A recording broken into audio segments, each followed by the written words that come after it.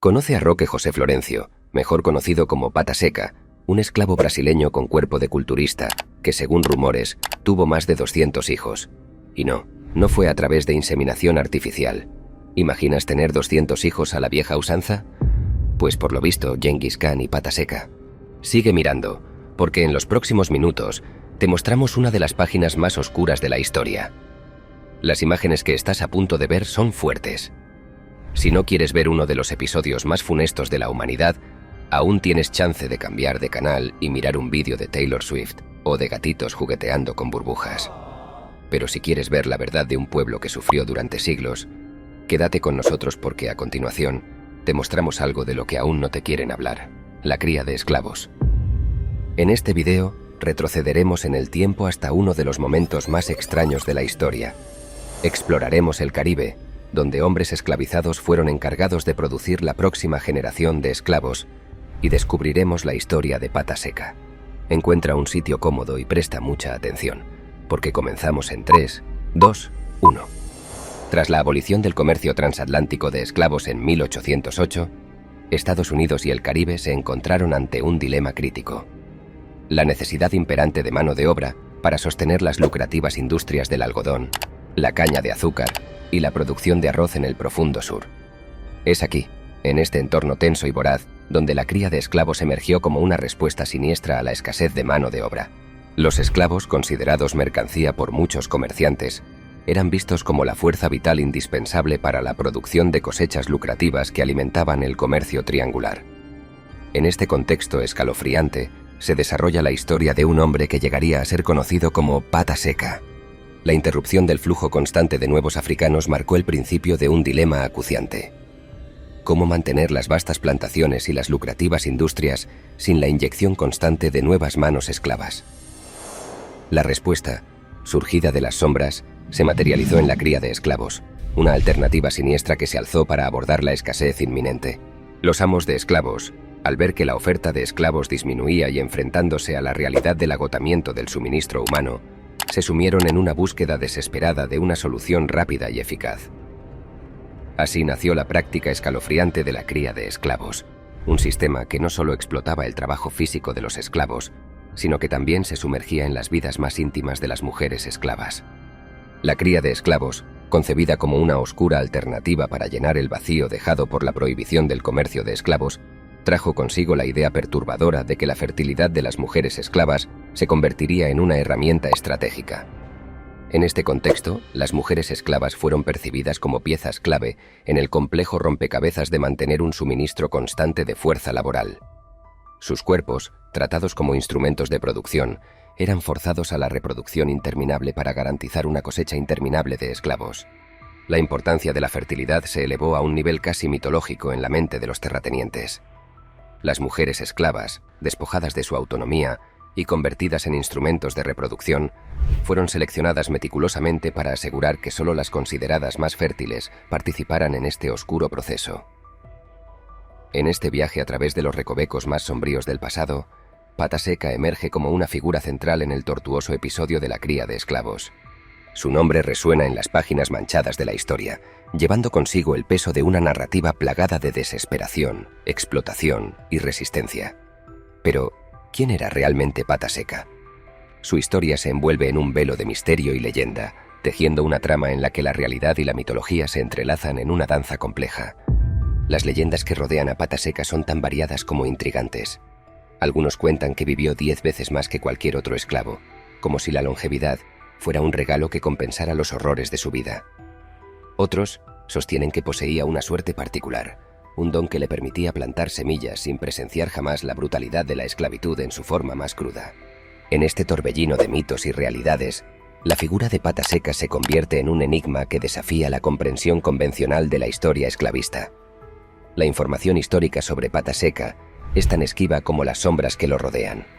Se desvanece en la penumbra de un pasado brutal, dejándonos con más preguntas que respuestas. La escasez de detalles concretos sobre su vida agrega un elemento de intriga, como si la historia de Pata Seca estuviera destinada a ser susurrada en los rincones oscuros de la memoria histórica. En las vastas llanuras de la historia, los detalles sobre los orígenes de Pata Seca, conocido en su vida cotidiana como Roque José Florencio, se entrelazan con las raíces mismas de la esclavitud que marcó su existencia. Nacido en Sorocaba, São Paulo, Brasil, Pataseca comenzó su trágico viaje en una época en la que la injusticia y la opresión eran los hilos conductores de la narrativa de muchos.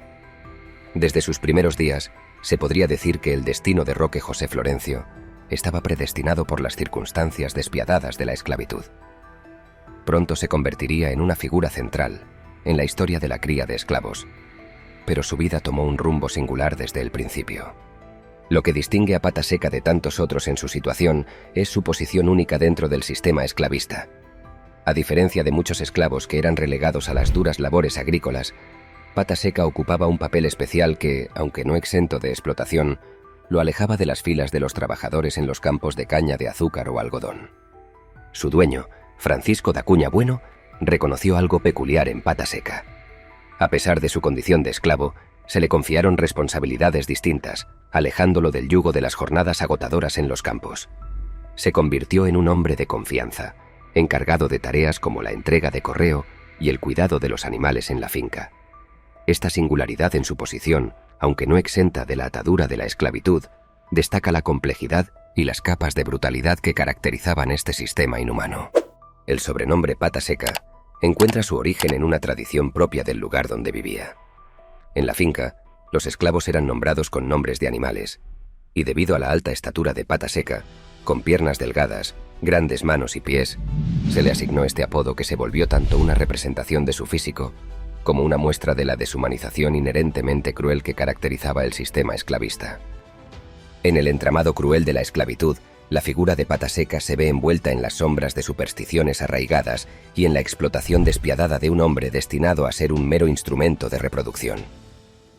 Su designación como reproductor no fue un acto aleatorio, sino más bien el resultado de creencias y mitos que tejían la narrativa oscura de aquellos que veían a los esclavos como nada más que activos productivos. La creencia arraigada era que hombres altos con piernas delgadas tenían más probabilidades de engendrar hijos varones. Esta idea, tan arbitraria como desinformada, se convirtió en un criterio para la selección de reproductores. La estatura imponente y la complexión de Pataseca, con piernas esbeltas, lo convirtieron en el candidato ideal según estas creencias supersticiosas. Así, Pataseca se convirtió en una víctima de la pseudociencia de la época, donde las decisiones sobre su vida y función se basaban en criterios físicos y características percibidas como favorecedoras.